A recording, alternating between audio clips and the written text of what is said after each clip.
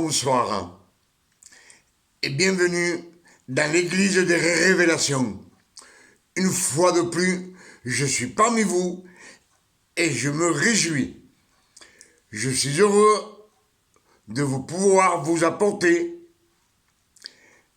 des nouveaux messages de révélation dans cette année 2025.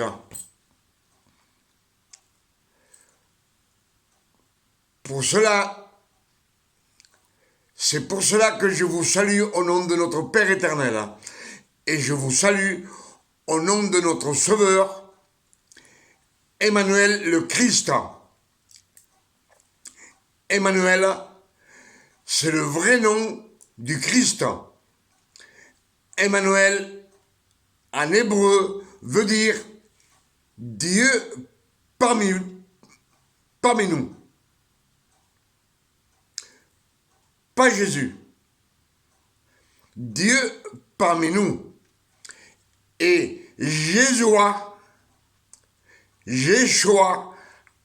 en hébreu, veut dire le Sauveur, celui qui nous donne la vie éternelle, qui nous a rachetés de la mort, il nous a rachetés de la loi. Il a effacé toutes nos malédictions, toutes nos transgressions, tous nos péchés, tous nos iniquités. Il les a payés avec son précieux sang sur la croix de Golgotha. Et il a effacé tous nos péchés passés, présents et futurs. Je pense que en cette année 2025, nous avons eu beaucoup de révélations. Et ces révélations nous viennent en méditant les Écritures. C'est ce que nous dit le Père éternel. Il nous dit méditer les Écritures. Il nous le dit. Il nous le conseille beaucoup de fois dans les Saintes Écritures. Je peux vous nommer dans les Psaumes 1, verset 1, il nous dit « Bienheureux tout celui qui fait la joie de la loi du Père éternel, qui médite les Écritures nuit et jour. » Il nous dit, il est comme un arbre planté à côté d'un courant d'eau, dont ses feuilles ne tombent jamais, elles sont toujours vertes.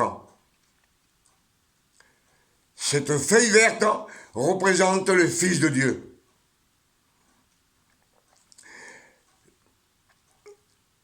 La feuille qui est verte est en pleine santé, elle ne manque de rien. Et c'est ce que nous disent les Écritures. Méditez les Écritures afin que tout vous réussisse sur la terre, que tout aille bien.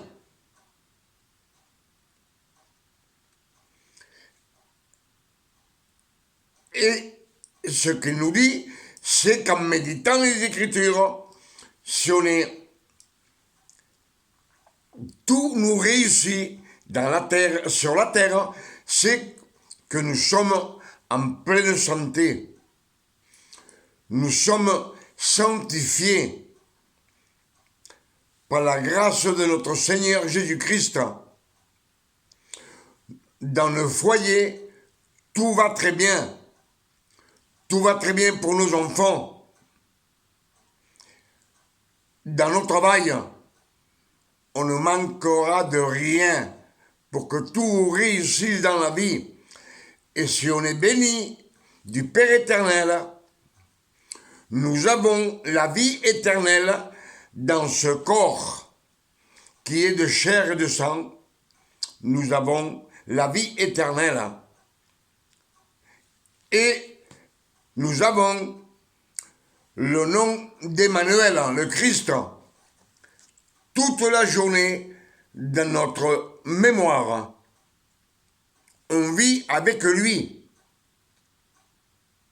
Pour cela, il nous dit de méditer nuit et jour, afin que tout vous réussisse dans la vie. Je pense, et on voit que les Écritures sont claires.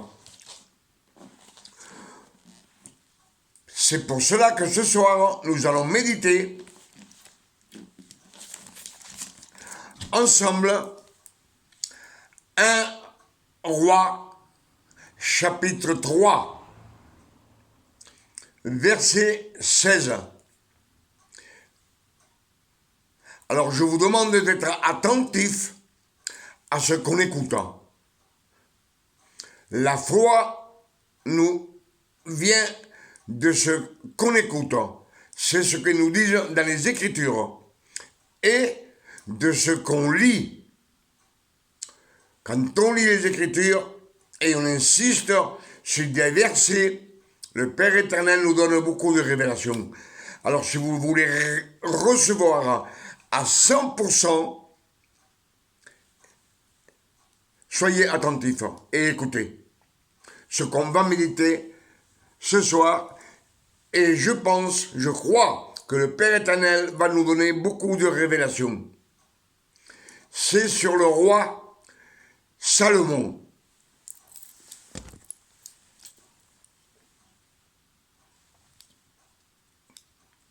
Alors 2 femmes prostituées vinrent chez le roi, et se présentèrent devant lui.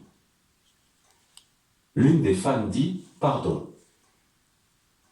Mon Seigneur, moi et cette femme nous demeurions dans la même maison, et je suis accouché près d'elle dans la maison.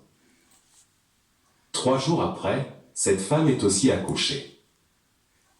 Nous habitions ensemble, aucun étranger n'était avec nous dans la maison, il n'y avait que nous deux.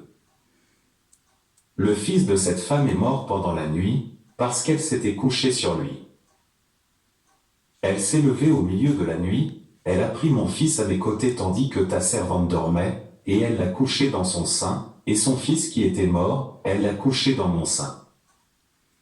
Le matin, je me suis levé pour allaiter mon fils, et voici, il était mort. Je l'ai regardé attentivement le matin, et voici, ce n'était pas mon fils que j'avais enfanté.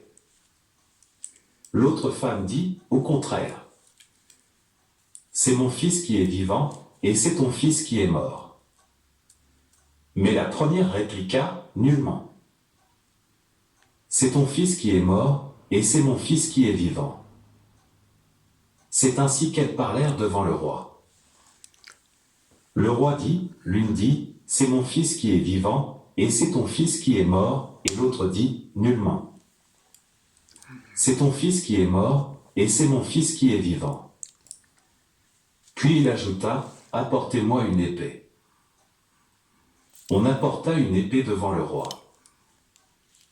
Et le roi dit, coupez en deux l'enfant qui vit, et donnez-en la moitié à l'une et la moitié à l'autre. Alors la femme dont le fils était vivant sentit ses entrailles s'émouvoir pour son fils, et elle dit au roi, ah! Mon Seigneur, donnez-lui l'enfant qui vit, et ne le faites point mourir. Mais l'autre dit, il ne sera ni à moi ni à toi, coupez-le. Et le roi, prenant la parole, dit, donnez à la première l'enfant qui vit, et ne le faites point mourir. C'est elle qui est sa mère. Tout Israël a pris le jugement que le roi avait prononcé. Amen.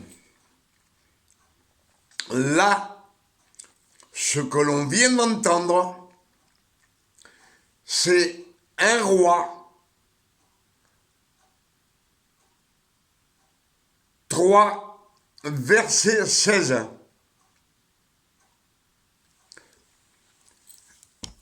Là, ce qu'on a écouté, c'est que 2 prostituées qui habitaient dans une même habitation, l'une enfanta un fils Et 3 jours après, 3, le numéro 3, vous savez que c'est le numéro qui représente le Christ. 3 jours après, l'autre femme enfanta aussi un fils. Mais le fils de la première femme, le soir en dormant, cette femme s'est couchée sur l'enfant et son fils est mort, il est décédé. Alors, ce qu'elle fait, elle se lève dans la nuit, elle va vers la deuxième femme et il échange les bébés. Le bébé mort le met dans le sein, dans le lit de la deuxième femme qui dort.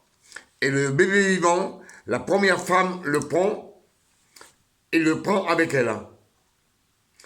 Et le lendemain matin, la deuxième femme se réveille et il veut allaiter son fils. Et elle voit que son fils est mort. Mais en regardant bien, elle se rend compte que ce n'est pas son fils.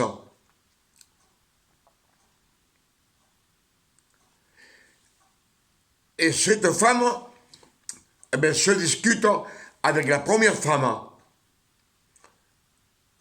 qui lui a volé son bébé. Alors pour se retrouver, on va donner des noms à ces femmes. La première femme, on va la traiter de menteuse, celle qui a volé l'enfant. Et la deuxième femme, on va la traiter la femme qui dit la vérité. Et ces deux femmes se présentèrent devant le roi Salomon. Et là, elles se disputèrent entre elles en disant, voilà, cette femme m'a volé mon enfant, le sien est mort, dit la femme qui dit la vérité. Son fils est mort et elle m'a volé mon enfant. Et la femme menteuse, elle dit, non, c'est pas vrai, c'est le tien qui est décédé, pas le mien. Et elle se dispute comme cela devant le roi Salomon. Et au bout d'un moment, le roi Salomon dit comme ceci, donnez-moi une épée. Il prend l'épée, il dit, coupez l'enfant en deux et donnez une moitié pour chacune. Et la femme qui dit la vérité, elle dit, non, ne tuez pas l'enfant, ne le tuez pas, donnez-le pour elle, pour la menteuse. Et la menteuse réplique, non, coupez-le en deux. Un morceau pour elle et un morceau pour moi. Et le roi Salomon, en entendant ces paroles, dit, ne faites pas de mal à l'enfant et donnez-le à la mère qui dit la vérité.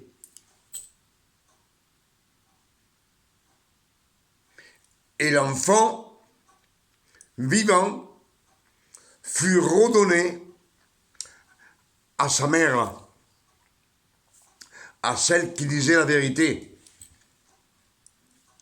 Mais on voit bien dans ce récit, dans ce chapitre, que deux prostituées viennent voir le roi Salomon. Ce sont des adultères, des prostituées. Elles ne sont pas sous la loi.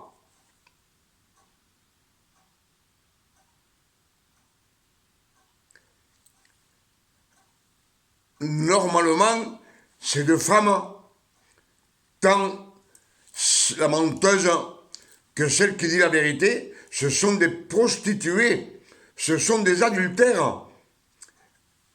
Elles ne doivent pas venir voir le roi, ni le roi Salomon de les recevoir. On sait que le Père éternel a donné beaucoup de sagesse, beaucoup d'intelligence au roi Salomon et beaucoup de richesse. Mais le roi Salomon vit toujours sous la loi. Alors on ne voit pas pourquoi le roi Salomon reçoit ces deux femmes, que ce sont des femmes adultères, des femmes pécheresses. Dans la loi, on aurait dû les lapider, toutes les deux. Mais elles ne sont pas sous la loi.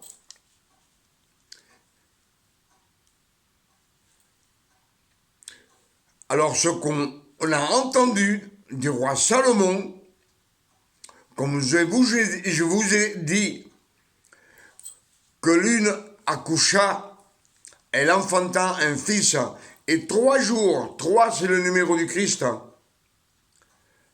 qui a une signification pour le Christ. En ce moment, on voit bien que ni l'une ni l'autre, ces deux femmes, ne sont pas punies.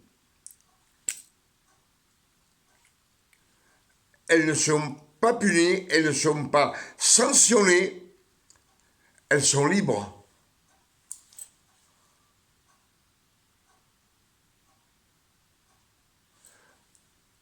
On voit que Salomon est en train de faire un geste de grâce, comme le Christ, 1000 ou 2000 ans plus tard, dans le futur, quand il ressuscitera, tout le monde peut se présenter devant le Père. Mais on voit que ces deux prostituées, ces deux adultères, ne sont pas ni punis ni sanctionnés. Et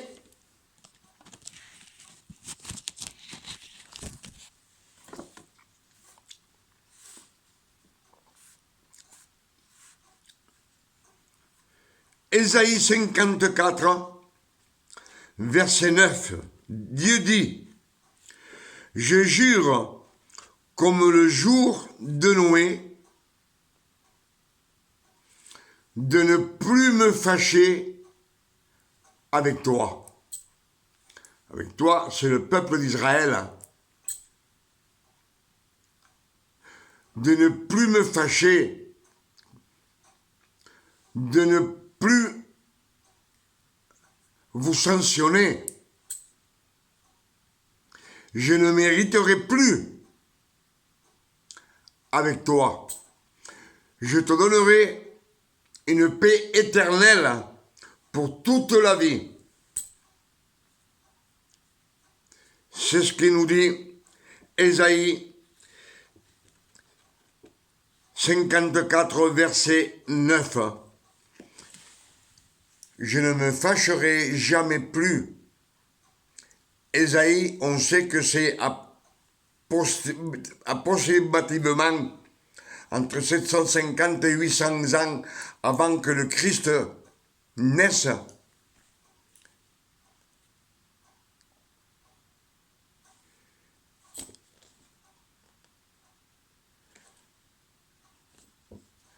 Le Christ nous a donné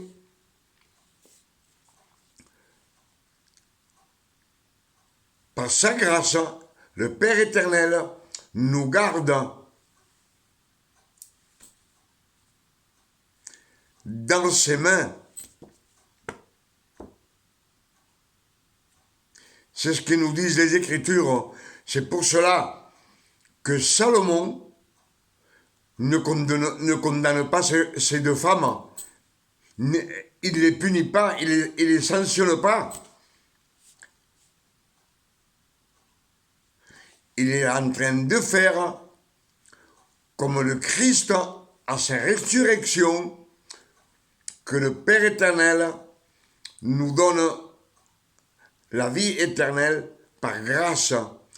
Et il nous dit bien, je ne me fâcherai jamais contre vous.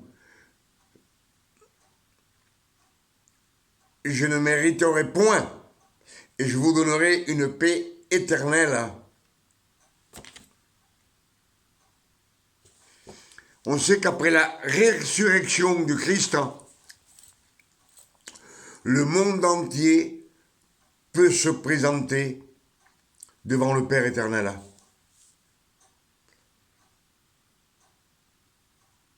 Et le Père éternel ne lui demande rien. Qu'il soit un pécheur, prostitué, drogué, qu'il soit fâché, qu'il soit bon, qu'il soit gentil, qu'il soit méchant. La gloire soit au Père éternel. Il ne dit rien, ni pourquoi tu as fait ça, pourquoi tu as péché, pourquoi tu as transgressé ma loi. Demande pardon, il ne demande rien. Pour cela,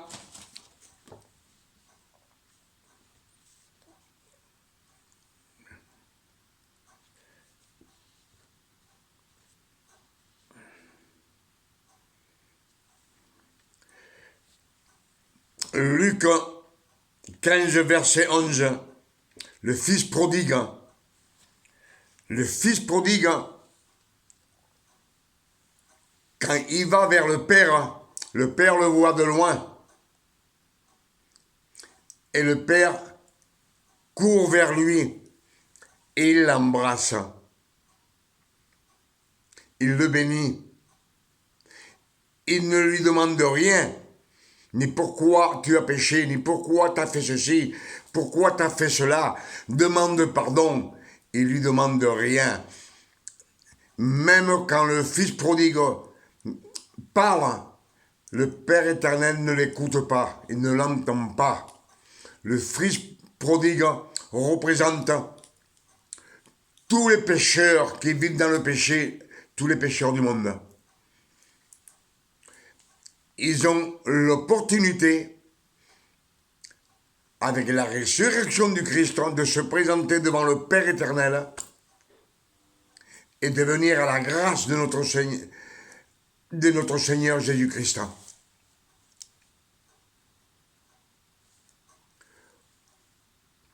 On voit bien que le fils prodigue, il reçoit beaucoup de cadeaux. Même qu'il a péché, même qu'il a transgressé, il a vécu dans le monde pendant des années et il ne demande rien.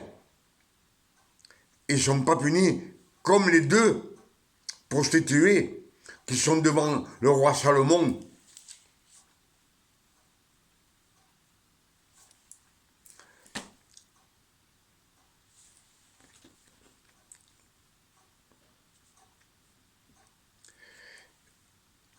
Et cela, je vais vous dire une chose, Ésaïe 54, verset 16,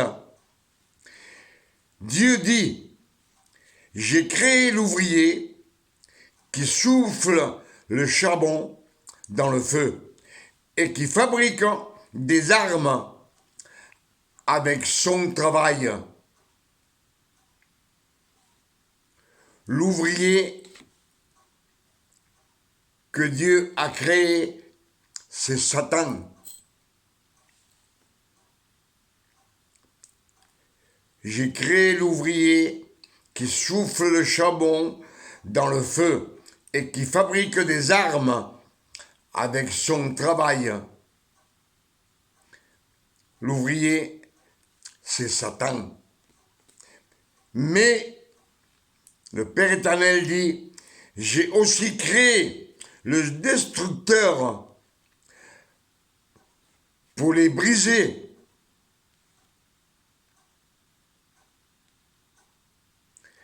Pour briser les armes que l'ouvrier fabrique.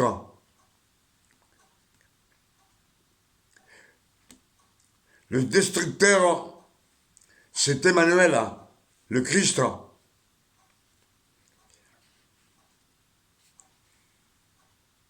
Je ne sais pas si vous me suivez. Il a détruit l'ouvrier. Le destructeur, c'est Emmanuel le Christ. Dans les Écritures, il nous est dit, 1000 tomberont à ta gauche et 1000 tomberont à ta droite. Et toi, rien ne peut t'arriver. Pour cela, les armes que Satan fait contre nous, avant d'arriver à nous, le Christ les a détruits.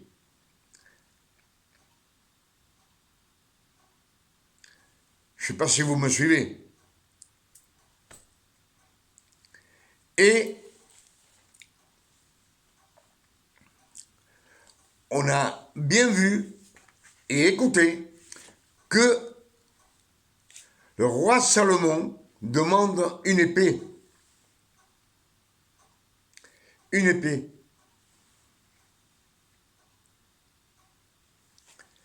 L'épée représente la justice de Dieu à deux tranchants.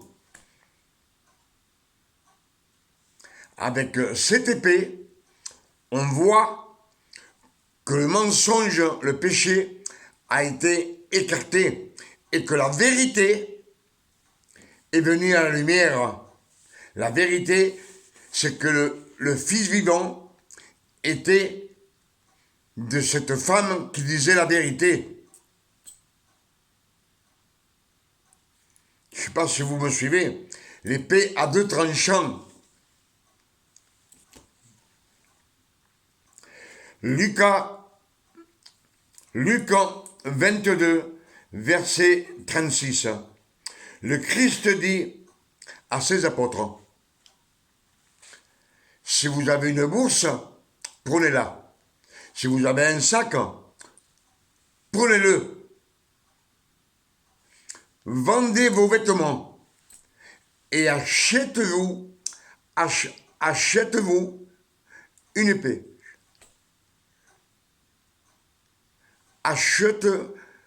Achetez-vous une épée. Pourquoi faire l'épée? Christ veut faire la guerre? Non, c'est l'épée de la justice. C'est l'épée de la justice, celle qui tranche. Un côté, le mal qui tue, et l'autre côté, la sainteté, l'amour, la bonté. Pour cela, dans le jardin de Gethsémani,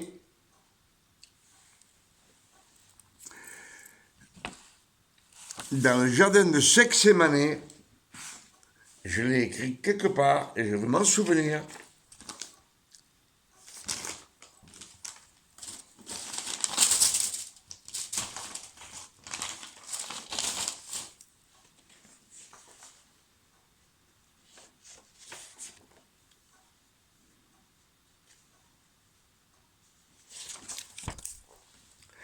Jean 18, verset 10, dit,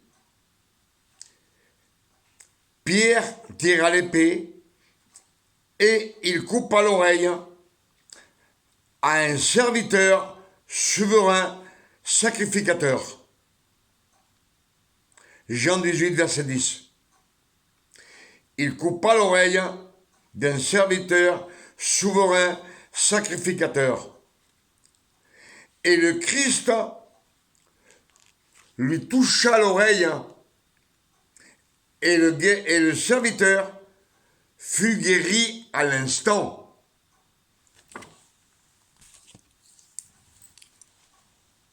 La grâce de notre Seigneur Emmanuel le Christ. À l'instant, il lui toucha l'oreille et cette oreille fut neuve comme un quart d'heure avant.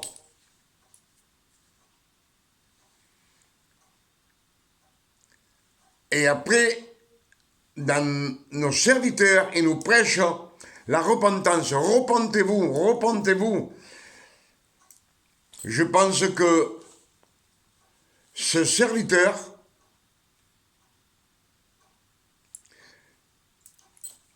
c'est un sacrificateur de Caïphe. Ne s'est pas repenti. Ça a été un acte de grâce que le Christ fait sur cet homme.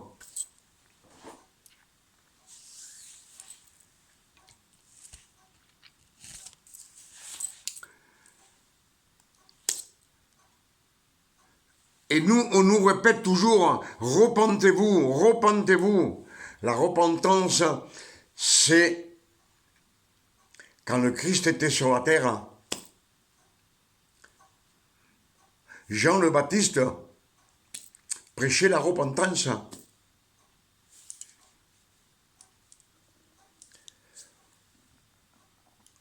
Je pense que c'est des révélations qu'on a reçues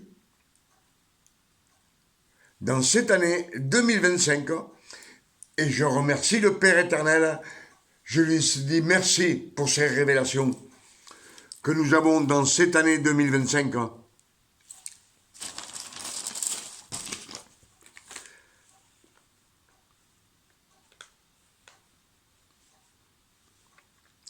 Quand je vous dis que les noms latins, c'est les catholiques qui ont changé les Écritures.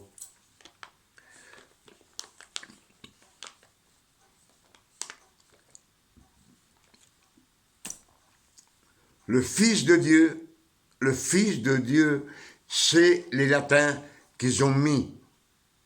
Le Fils. Ce don que on a sur notre Bible, sur les Saintes Écritures, ces noms latins ne devraient pas être là-dedans. On devrait avoir que des noms hébraïques, hébreux. Les Écritures nous disent, Ésaïe 42, verset 1, « Voici, je vous envoie mon serviteur » en parlant de Emmanuel, mon élu, en qui j'ai mis mon esprit, et il annoncera la justice de Dieu au monde entier. La justice de Dieu, comme je vous ai dit, l'épée de justice. Alors l'épée de justice à deux tranchants, qu'est-ce que ça représente? Un côté tranche, il tue. Et l'autre côté, c'est la grâce. Donc, la révélation nous dit que l'épée à deux tranchants, c'est la loi qui tue. La loi écrite en pierre qui tue. Et l'autre tranchant, la grâce.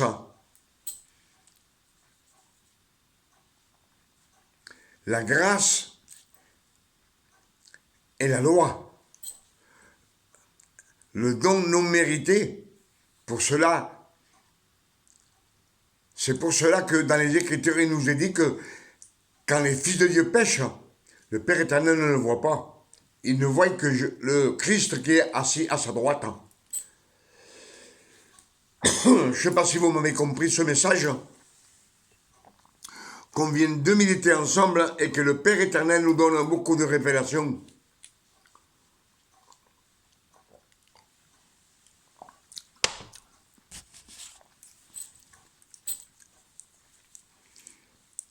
Et pour avoir la grâce non méritée, c'est pas la peine de se repentir. Les Écritures nous le disent. Jean 18, verset 10, Pierre coupe l'oreille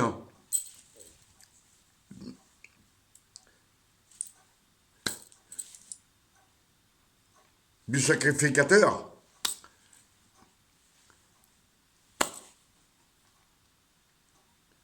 C'est un juif, il lui coupe l'oreille, Pierre.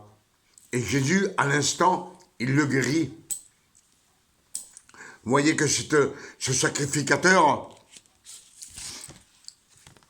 ce serviteur souverain, sacrificateur du caïphe, il ne s'est pas repenti. Les Écritures nous le disent. On voit bien, on ne sait pas ce qu'il a fait après. Il s'est peut-être converti au Christ. C'est pas écrit. Mais son nom est écrit dans la Bible. Je me rappelle plus comment il s'appelait. Maus ou Meus.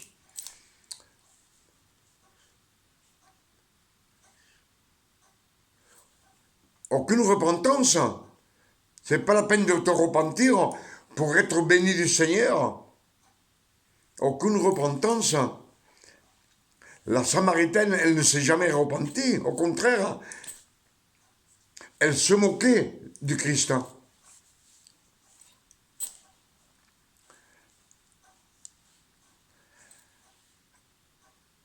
Avec ces quelques paroles et ces messages qu'on a lus ensemble, je demande au Père éternel, dans le nom de notre Sauveur Emmanuel le Christ, qu'il nous donne beaucoup de sagesse et beaucoup de révélations, beaucoup d'intelligence, comme il donna au roi Salomon, pour pouvoir discerner la vérité, afin que la vérité doit toujours venir à la lumière. Tout doit être découvert par notre Père éternel. Demandez de la sagesse et de l'intelligence au Père éternel. Demandez-lui chaque jour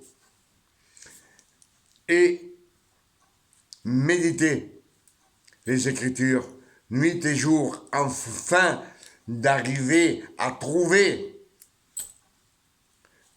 que le Père éternel veut que nous méditions les Écritures jour et nuit pour avoir des révélations. Il faut les mériter. Vous savez, quand on lit la Bible, on la lit, on voit ce qui est écrit. C'est comme s'il y aurait une petite pépite d'or. Mais on la ramasse et on voit plus rien. On trouve une petite pépite d'or par terre, on la ramasse et on part. Mais si on creuse, où est-ce qu'on a trouvé la pépite d'or? On peut trouver beaucoup d'or et beaucoup de diamants et des perles précieuses. Pour cela, je vous dis de méditer les Écritures.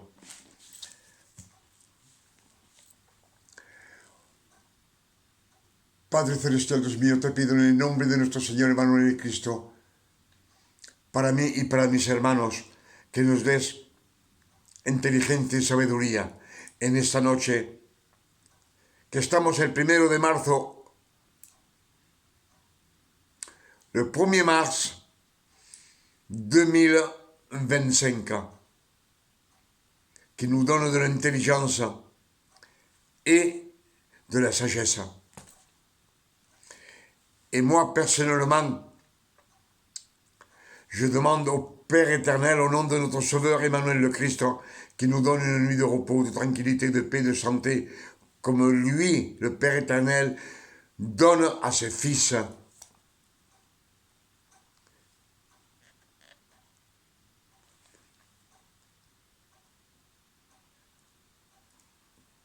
Le nom du Père éternel soit loué, glorifié et sanctifié sur la terre comme au ciel, et qu'il nous envoie le plus tôt possible le Christ prendre son Église.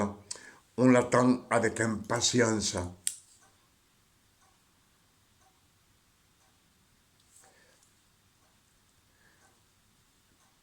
Que Dieu vous garde et vous bénisse ce soir. Bonne nuit à vous tous. À demain, si Dieu le permet. Une bonne nuit. Amen.